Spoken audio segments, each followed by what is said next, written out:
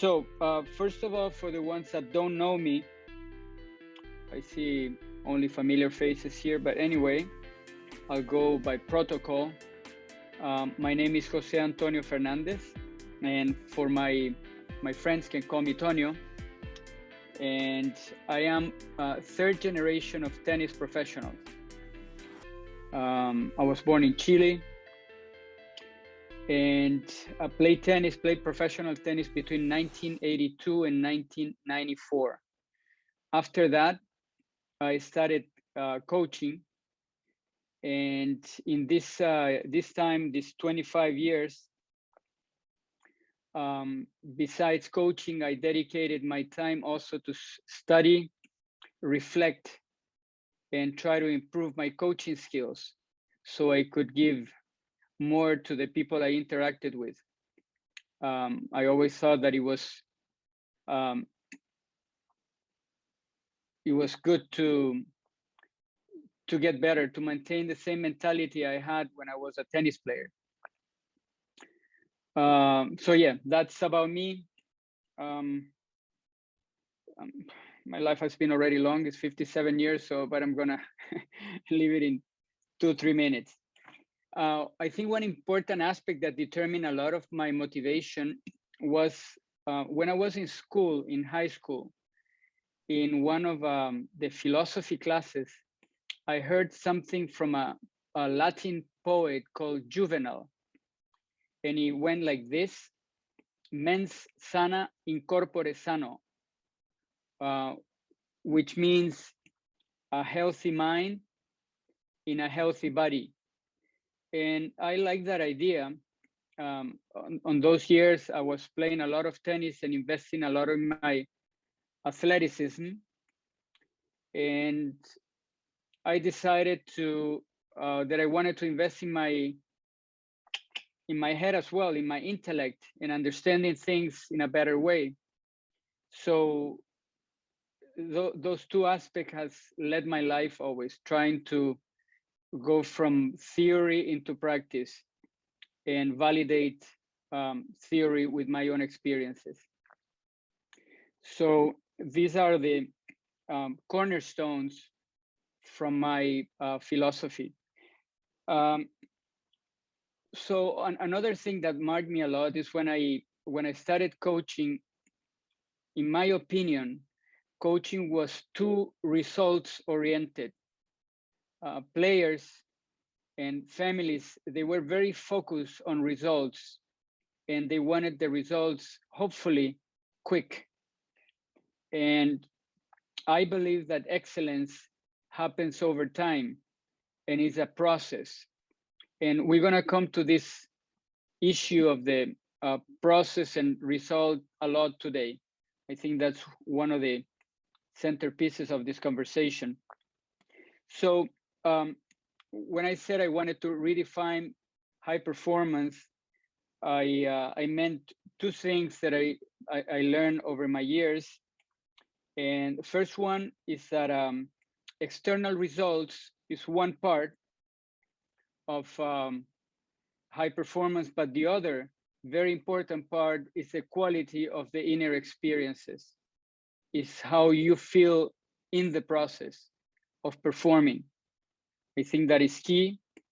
And the second aspect I realized is that the success principles are universal. They are the same if you play tennis, if you play basketball, or if you study medicine. In any walk of life, it's very similar how you feel and achieve success. So what is high performance? High performance, in my opinion, is a life philosophy, is a way of living. And it has two very important aspects, which number one is preparation. For high performance, you need to prepare, and you need to prepare well. You need to come to the point where things are so automatic that you can deliver under stress. So this is one very important point. The second important point of high performance is performance itself. Is when you're in the middle of doing what you want to do well. Competition. Let's stay in the realm of tennis, and it would be competition. And I feel we perform our best when we get in what I call the zone of genius, when we come into this place where you are so immersed in the present moment that you have no distractions. You are very attuned with what you're doing. So this is for me a very important aspect of high performance. And the cycle of preparing and performing is a never-ending process. We can't expect to be exonerated one day and say, I have it and I don't have to practice it anymore. I think high performance is a practice itself. So we can expect excellence, but not perfection. Perfection could be a North Star, somewhere I want to go, but it's not the final destination because there are no perfect tennis players or human beings. We have excellent players, excellent people, but nobody is perfect. And I think this is one of the things a lot of performers deal with, thinking that they have to do something perfect because before they can perform at their best. So why are we here today? This is the question we are going to answer throughout this conversation. And first of all, Albert Einstein said a quote, I'm gonna read it to don't spoil it. He said, try to make things as simple as possible, but not simpler. And I have to say the biggest challenge for me during this webinar was to keep it simple and understandable, because the area of the mind is so vast, it's so big that you have so many concepts, and then to filter the important ones, it could become really challenging. So I try to do that and focus on the main idea of today. So the question we're gonna try to answer is, what is the goal of the game? What is the goal of the game? That is gonna be our conversation. I forgot to say, if anybody wants to ask questions, they can please write them in the messaging, and I will answer when I finish the presentation. Okay, so let us start here. Over 25 years already, I started coaching 1995, and yeah, I was around 30 years old. I'm 57, so it's over 25 years reflecting about tennis and performance, and having had so many players in my hands. I came to a frame of work, which is a model, and I like to have structures, but I understood also that structures are there to be guidelines, but we have to be flexible with the structures. But anyway, I needed to have a map, not only for me, but for people that work with me, being coaches or players. I like when players understand the map as well. So I took 3 areas of coaching, being the first and most important one, in my opinion, is the player himself. Then the next one is the game. So the first question we ask is who I am. Who am I? The second question is, how do I play the game? And the third is, what results am I getting? So the player, the game, and the outcomes. This is the model that I use. I realized at the very beginning that we started very often with the outcomes, setting goals, but not realizing that to achieve those goals, we have to do a lot of work in the self. So now I'm gonna jump a bit more into details about the first aspect, about the self. I believe that everything starts with a person, with the one that is performing. That is the one that is going to make things possible or not. So that person has to have a strong commitment and also responsibility to take charge of what is he or she is doing. As personality is said to be composed of two aspects. One aspect is temperament, that is supposedly more inborn or genetic, and the other aspect is character, which is learned throughout our lives, experiences, etc. So I think that character uh, gives us a big opportunity. There's an opportunity to work there and improve. Sometimes it's very difficult to change the temperament of somebody, but character is learned. So I believe that there is a very big opportunity to work on the character, on the way to become better, better person and better performers as well. So if we go a little deeper into the question of who am I see also there four main areas.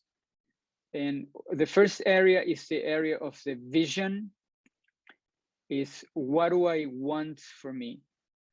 And I believe high performers need a strong vision. They need something to dream about. And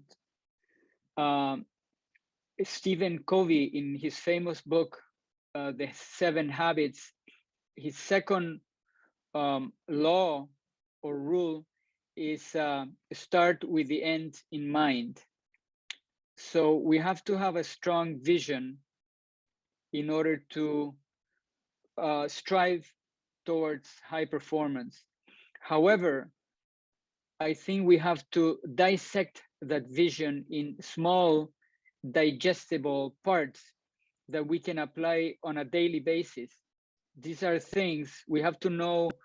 What am I going to do today in order to move towards my goal, my final goal? So again, there we come to the aspect of the process. I've seen, I have this conversation with many of the young tennis players, some of them very successful, some of them less successful. And I very often hear I want to be a top 100, even number one in the world. And when I ask the question, what are you doing today in order to get there?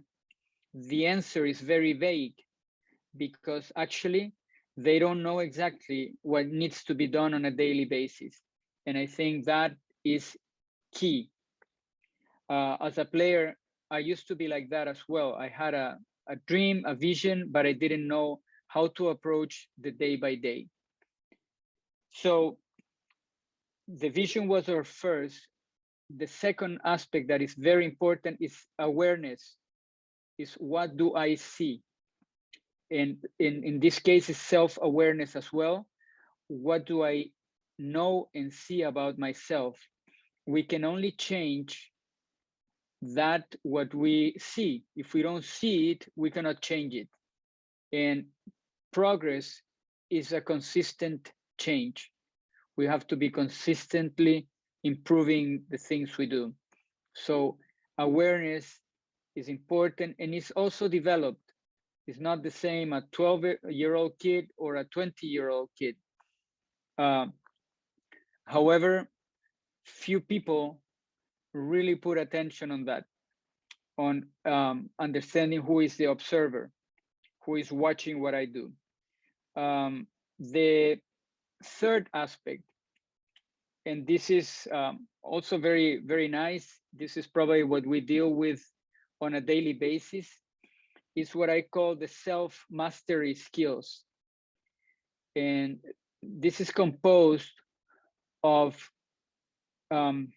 your personal skills, your character traits, your strength, but not only on the mental arena, also on the emotional and on the physical arena. I think that the body plays a huge role on developing high performance, especially in this area where we have to run so much and move so quick, but also in other areas. So self-mastery skills are fundamental. And I have a few that are my favorites. I have 10 that I like more than others. Um, I read from Martin Seligman, who is the father of positive psychology. He distinguished 25 character strengths. I don't know if you guys have ever done the VIA character survey. It's a very interesting one, and it shows you I think your top 5 strengths, and I believe it's very good to know where are we character wise, what are we good at. So my favorite 10, I'm gonna go one by one and not too much into depth, so we move forward. Is learning, the skill to learn and to put effort. That is fundamental for me. If you want to strive to be your best self, you have to know how to learn, and you have to have the skill to put effort, always, not once in a while, but always. So the sentence for me there is, I do my best. The second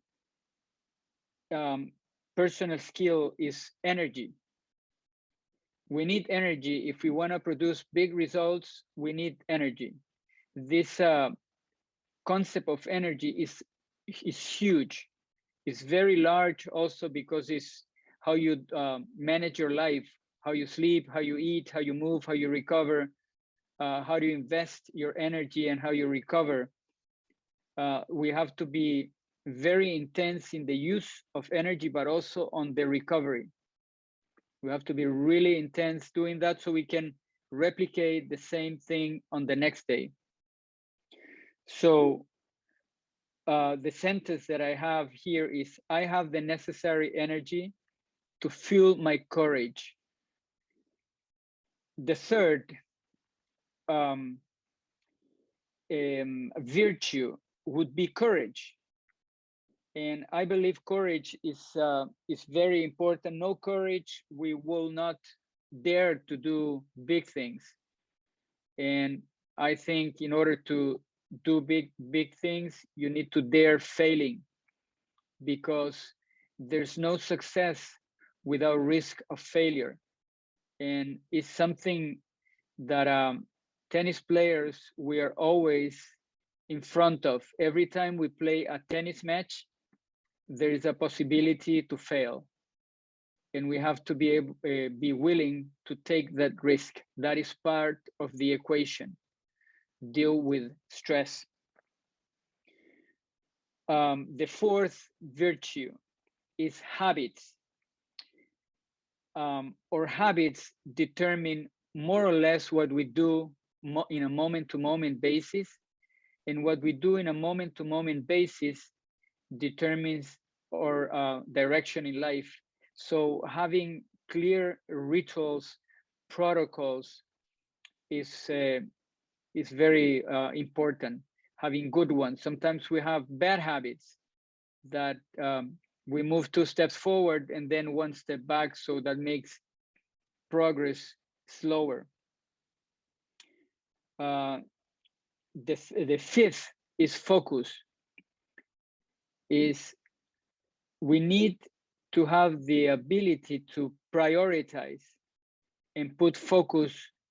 In meditation, they call it one-pointed awareness, is to put your focus on one thing, on the thing you have in front of you, without distraction. That's the way we can start tackling goals. You go one by one, paying attention to the most important thing. So focus is a fundamental aspect of high performance. Then obviously discipline couldn't be out of this, my 10 favorites. I think having the ability to self-regulate, and we talk a lot about delayed gratification. You know, that we sometimes we have to be disciplined to wait for things to flourish. Things don't happen quickly, and the sentence here is, I do what I say I will do. The seventh is resilience. And here I have a lot of personal experience, and I believe it's so important to learn to lose. That was something that was extremely difficult for me as a young player, especially being a successful junior player. I couldn't deal with losing too well. It really affected me emotionally for longer periods than necessary. And I think it's good to be sad or angry after we lose, but we have to recover quick and learn the lesson in order to move forward. So the sentence I use here is, I know how to lose and stand back up. The eighth virtue is creativity. And what I mean with creativity is be proactive instead of reactive.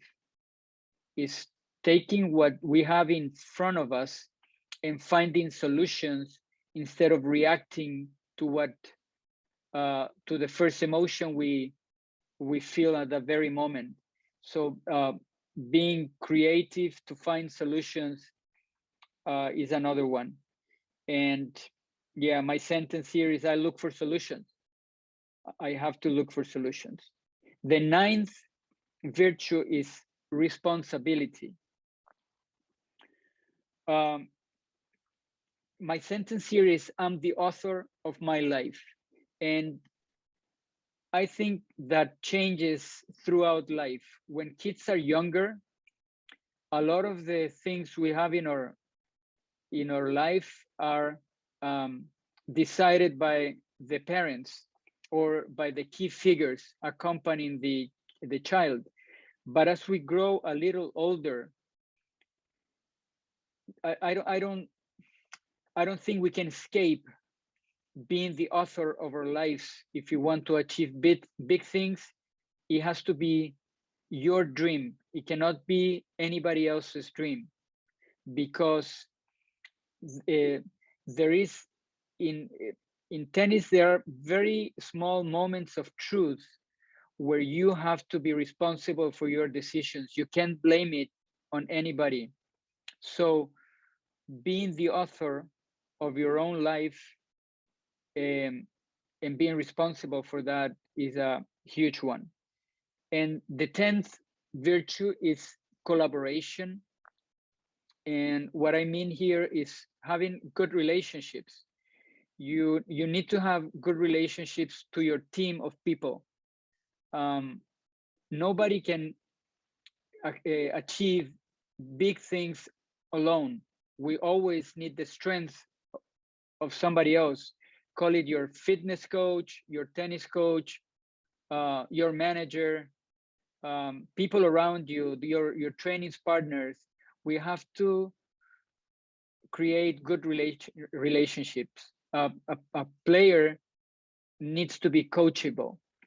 So my sentence here is, I listen with curiosity and talk with respect.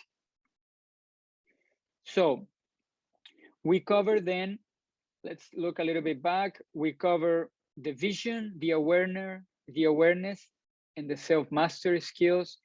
And now I have another point here inside of what I call the player that I call intelligences.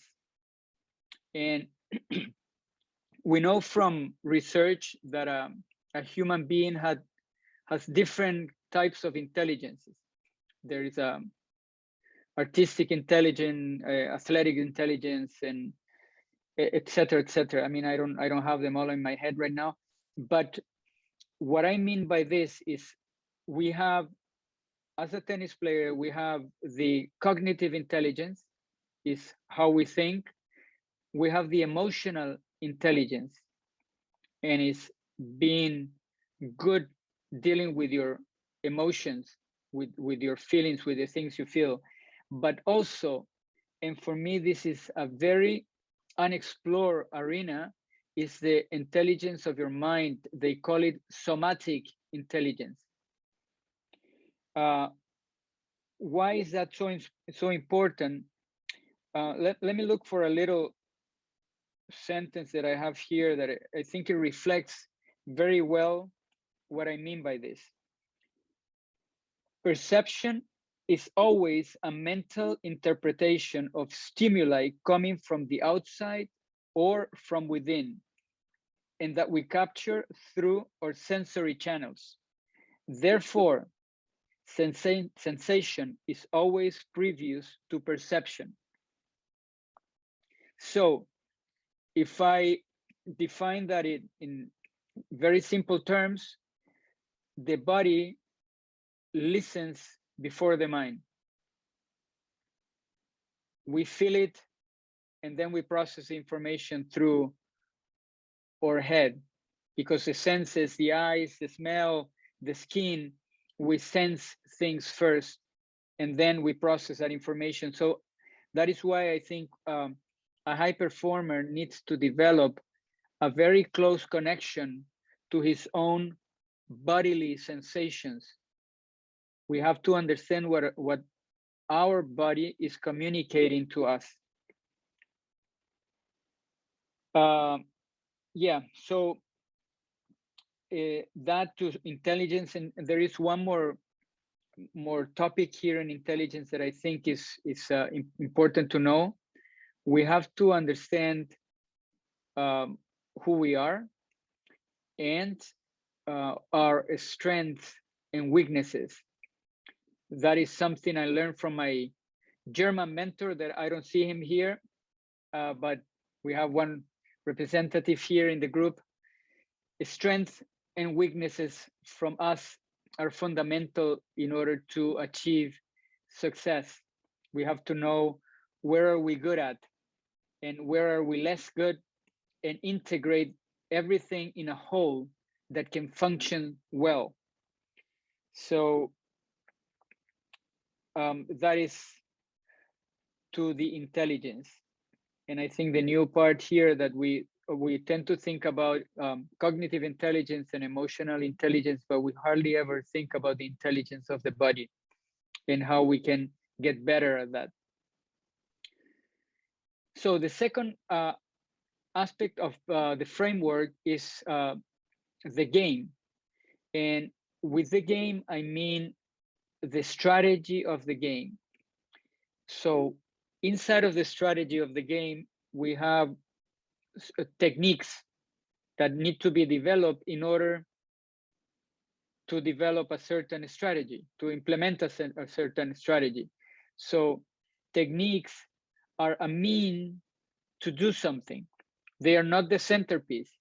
This is the mean to achieve a good strategy. So once we understand our personal skills in terms of character, body, and emotions, and then our personal strength in technical execution, it could be stroke-wise, movement-wise, or mental techniques.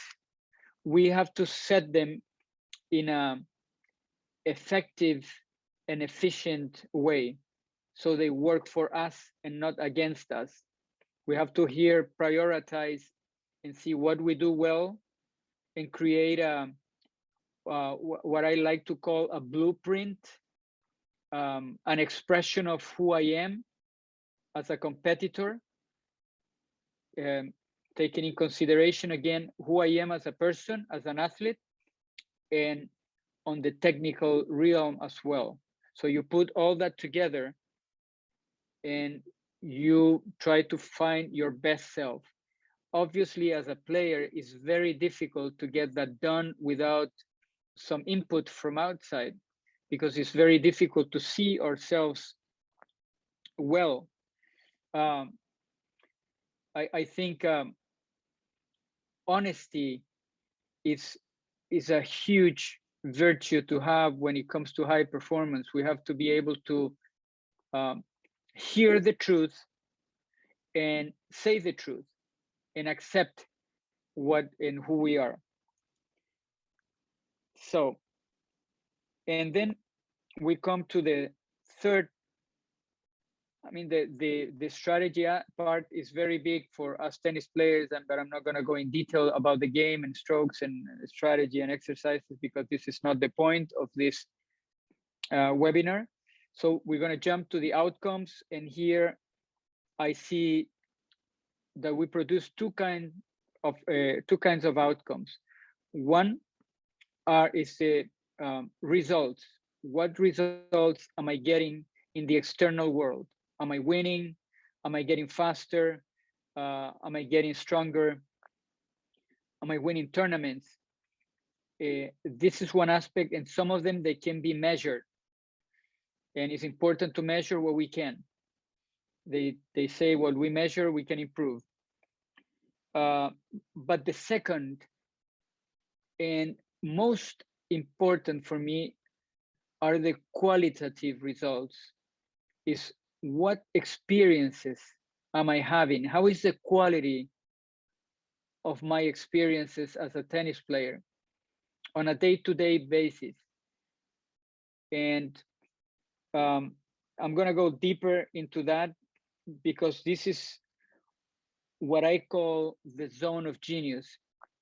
And I'm going to make a little parenthesis here. When I was around 23, 24 years old, I started to work with a psychologist after having had maybe 4 or 5 years of very poor competitive experiences. I was hardly ever satisfied. I was hardly ever closing the gap between what I thought I could and what I was actually doing. And I feel that high performance is trying to be the best we can. And that is different from people to people. Some people have more potential, so they can express more potential. Some others have a little less potential and they express, but I feel when we express the totality of what we can, we are satisfied and happy. So I started to work with my psychologist, and I quickly, it was like my last card on the table. So I put a lot of emphasis on my training, on the training of my mind and my emotions. And I started to realize a few things that I want to share with you. And because mastery, becoming excellent at something, is a practice, is a process. It's not something we achieve once, it's something we have to keep on repeating. So we have to create a habit of getting into the zone of genius. I call it the zone of genius because it's a very creative zone. And once I learned how to do that, I started to realize that I could expand my boundaries. What I thought it was my limit suddenly was not anymore. I discovered a new layer on top of that limit, and it was a beautiful experience every time. So there are 3 components here that we have to get really good at, and I mentioned already the realm of the body, or in English they say the physiology. And when we speak about physiology, I don't only talk about speed, strength, coordination, and that. For me, the body can express way more than that. The body can express balance, but also the ability to, we have to connect to understand how we feel.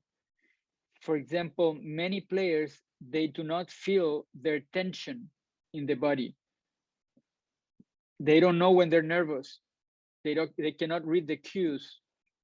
And if you, as I said before, you can only manage that what you see. So if you don't see your tension, you cannot manage your tension.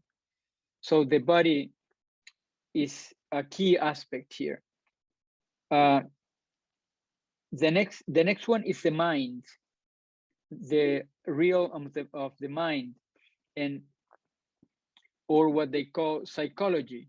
And inside of this realm, we have language, how we talk to ourselves, and even if we never express it loud to the outer world, whatever we repeat in our minds, it tends to become our focus and our reality. Then memory and learning, our experiences. How much of what happens can I remember? And can I use it to learn something?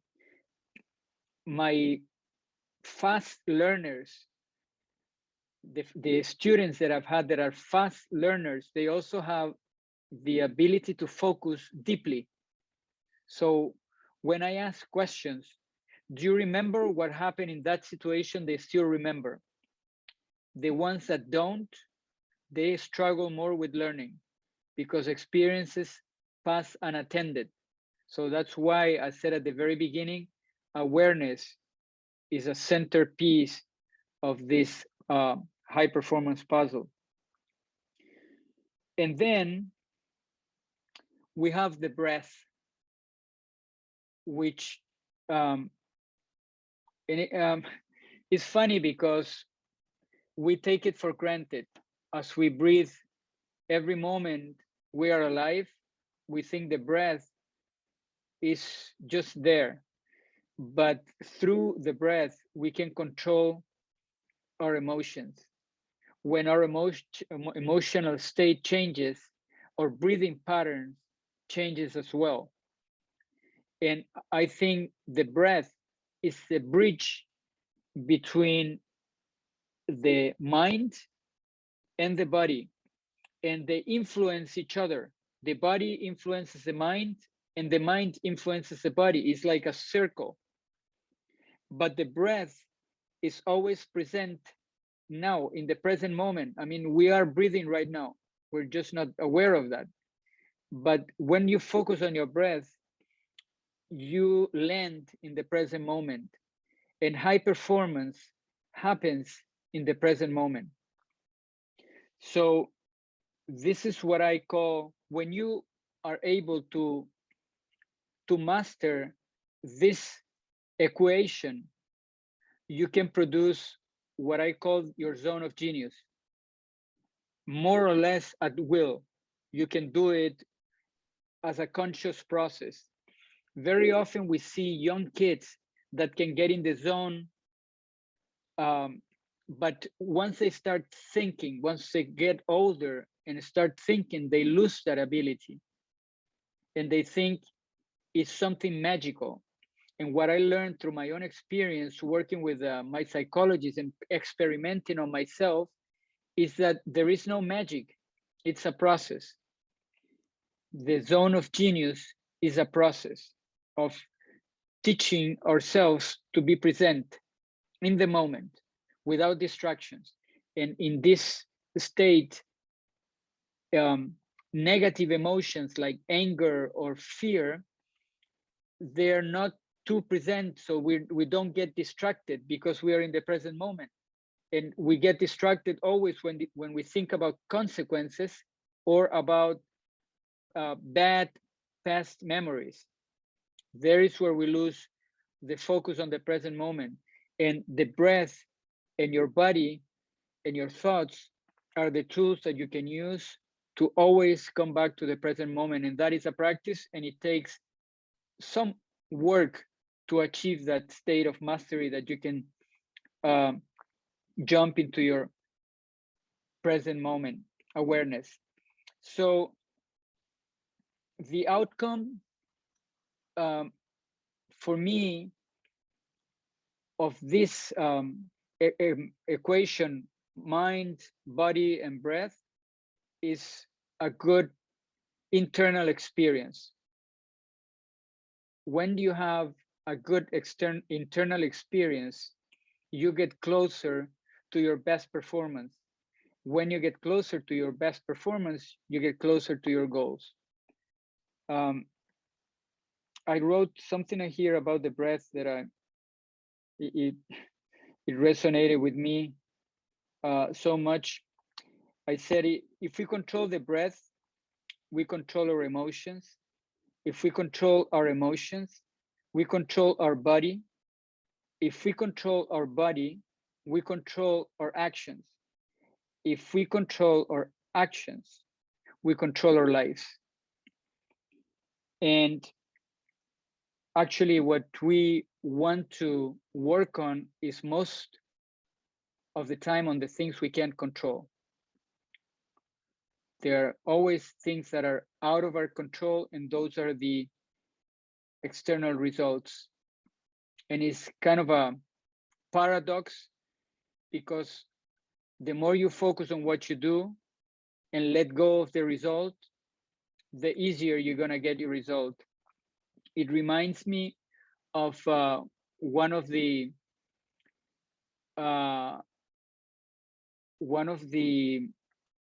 gods of philosophy, Apollo. Apollo is an archer, and is as a symbol. He focuses on preparing as good as he can to throw the arrow, but once the arrow is flying, he let go of the result. And if the preparation was good, he will expect to hit the target. And I think that is one thing that kill the mind of many high performers, and it's the fact that we think too much on the result and forget the process. So my question, and the question that I ask myself, is, does the zone of genius produce the outcome, or is it the outcome itself? No, is the zone of genius, is this state of body mind the real goal of the game, or is it the path to the goal of the game, which is winning? I answer that question to myself already, and for me, the zone of genius is the goal. If you learn to do that, you have achieved mastery. And if you achieve mastery, you are way closer to your goals. So, like Aristoteles said, we are what we repeatedly do. Excellence then is not an act, but a habit. I love that sentence. Excellence is not an act, it's a habit. It's what we do on a consistent basis. So that was my presentation. Thank you so much for being there. And if you have questions, now is the moment. If you want to speak, your question is also fine. You just have to unmute yourself so others can hear you. I think I have 3 questions already here. Sorry, Tanya, could you type that phrase down, please? I will after. I don't know which phrase you're talking about, but I will do it. If you control the breath, you control your emotions. Wait a second. Okay, if you control your breath, you control your emotions. If you control your emotions, you control your body. If you control your body, you control your actions. And if you control your actions, you control your life. I have another question here from Logan. When you were talking about the mind and the inner voice, how can we improve the positive and optimism of our inner voice? Well, I think this is repetition. It's like it's creating a habit, and we cannot not expect to have bad thoughts or bad emotions. They happen, but we have to be aware of that. And in that moment, you have to go back to changing that inner voice, replacing that inner voice. That's you know, when they talk about the word responsibility, what they mean is the ability to respond. The ability to respond. So there's always an input, and there is a little gap there where we can be responsible for our response. We have to get used to step into that space and not react, but be proactive.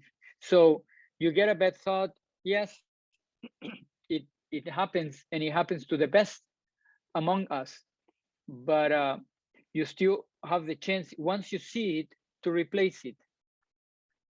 I have been trying to do meditation for some time.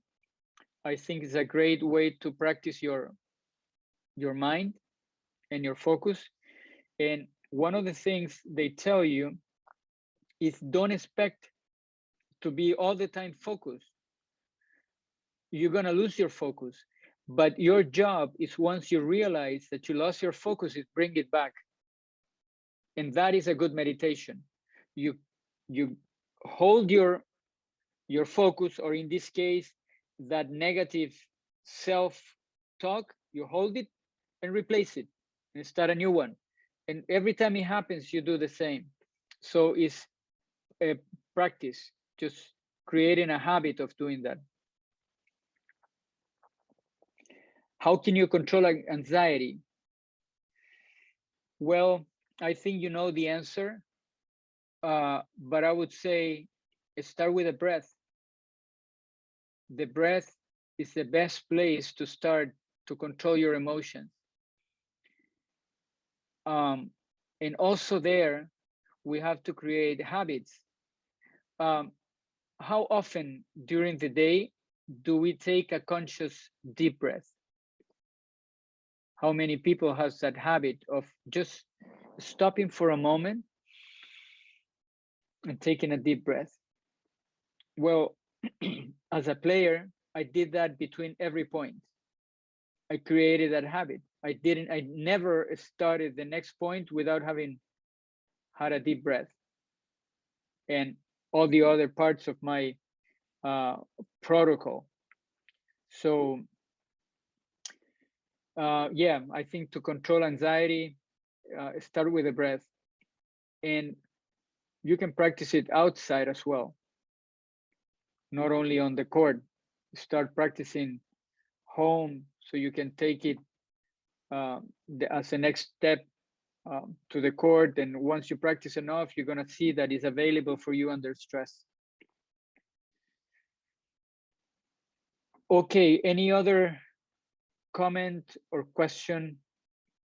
I don't see any written one here, unless I skipped something. And if not,